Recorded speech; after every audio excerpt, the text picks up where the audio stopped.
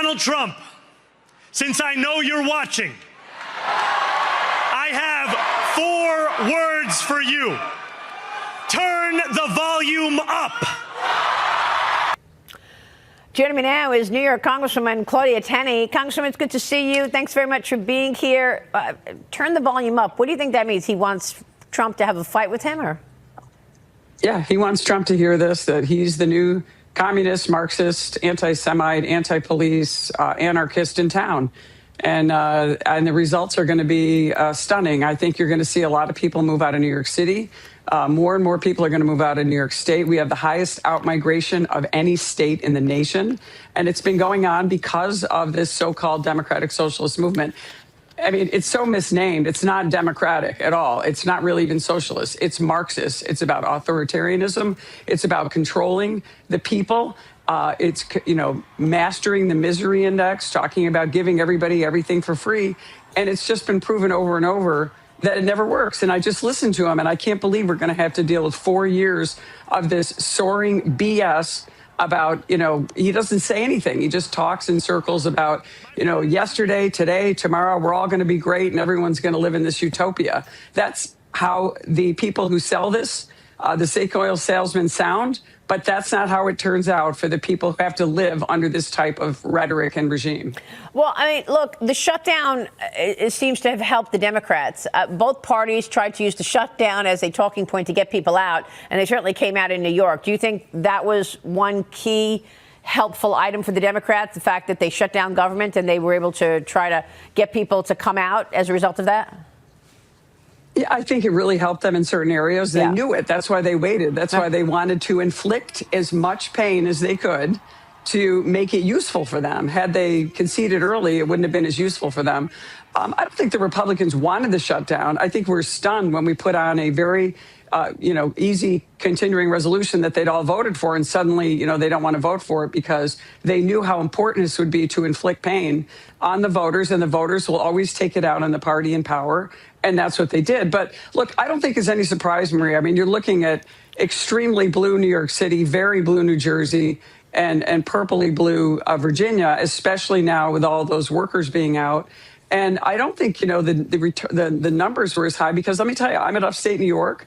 Republicans did extremely well in parts of upstate New York. So I think everyone is focused on these races, especially the media. But there are a lot of Republicans that won, and won big, all over my region and up here. So, well, I mean, when you look at New York and when you look at Mamdani's actual proposals, they're outside of his unilateral mayoral control. So we don't even know if he's going to be able to get any of this stuff done. I mean, some of the things within his mayoral control include intensifying enforcement of the housing codes. That depends on the mayor's authority over city agencies, allowing directives to ramp up inspections or hold landlords accountable for repairs, accelerating the city fleet electrification, mandating solar installation. That falls under the mayor's power. Enforcing sanctuary protections. That relies on the mayor's ability to issue executive orders and relocate resources, enabling restrictions on ICE access. So we know there's a fight coming with President Trump and ICE. But some of the things that he said are actually completely outside of his control. Like, for example, freezing the rent. That is up to a independent rent guidelines board. The mayor's influence is indirect and it's limited. Eliminate bus fares, free buses. Well, that requires MTA and state approval, although maybe Kathy Hochul does it. Challenging Con Ed's proposed utility rate increases falls under the State Public Service Commission. Raising corporate or millionaire taxes, revising property tax structures, and implementing universal child care all require approval by Albany. Implementing city-owned grocery stores, free stores. You need the city council legislation for program creation, and raising New York City's wage to $30 an hour by 2030. That's governed by state law. These are all things, by the way, that Andrew Cuomo said that obviously did not resonate. But what do you make of all of these promises he made and actually his ability to do it? Well, the problem is, Maria, is the rising party in the Democrat-run Albany legislature is the so-called DSA, the Democrat Socialists of America. So those are the people that are going to be the tail wagging the dog. And I wouldn't be surprised if the early capitulator, that would be our governor, Kathy Hochul, is one of the first to go down and endorsed Mamdani and stood up there and did the tax the rich routine with him, then later claimed, oh, I thought they were saying, let's go bills. She's going to be feckless. She's going to go along with this. And she's already signing these horrible bills into law right now that we never thought could really be the nightmare that's being created in New York under her rule. And now with these people leading the charge, a lot of people in the Democratic Party are afraid to stand up to him, as we showed. Look, I think this is going to be a real problem for the Democrats going forward. And when you see the outmigration and the misery index that's going to go way up as New Yorkers leave and there's no one left to pay the bill, the people that are left are going to be stuck with this socialist utopia that always ends poorly. So do you think these elections last night actually help Republicans in the midterms, help someone like Elise Stefanik to actually win for governor of New York?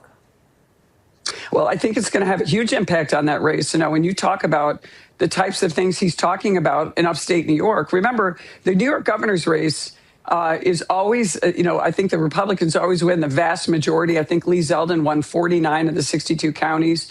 I think, Mark Molinaro won even more or as many. It's all about upstate New York and getting Westchester, Long Island, and the city to a minimum level. If he really wreaks havoc on New York City, you may see some of these people turn, but you're also going to see a lot of people leave, which could mean their voter turnout could be low. I think it's a real opportunity for Elise Stefanik.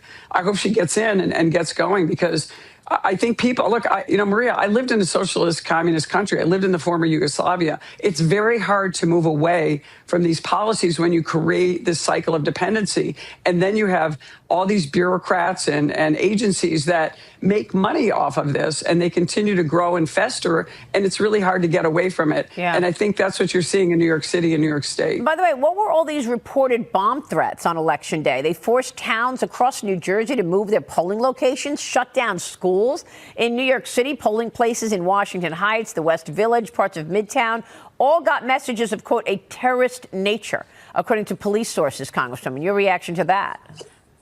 This is more election interference. It appears to be. We're going to have to investigate these to find out what they really are. And if they're, I'm sure they're, how could they not be connected? They're on Election Day in a vital election. Yeah. I don't know where they would be coming from. But look what happened in Pennsylvania. The entire independents, a group of independents in the entire state, were not on the ballot. They are in the voter rolls. Then they went to go vote. Yeah. Their names weren't listed. So you got to wonder, where this is. But remember, the Democrats always undermine election integrity, and they always play dirty. Wow. We have to have our foot on the gas pedal to the floor if we're going to beat these people, because they've got all kinds of outside dark money on their side. They always complain about dark money. The dark money in politics. And Bernie Sanders goes on about, they use it exponentially more than the Republicans do, and they take advantage of it. And we're investigating that in Congress. I'd like to see where this money really does come from. There's a lot of allegations and a lot of potential investigations going on. Let's see where this dark money's coming from, because it's all election interference.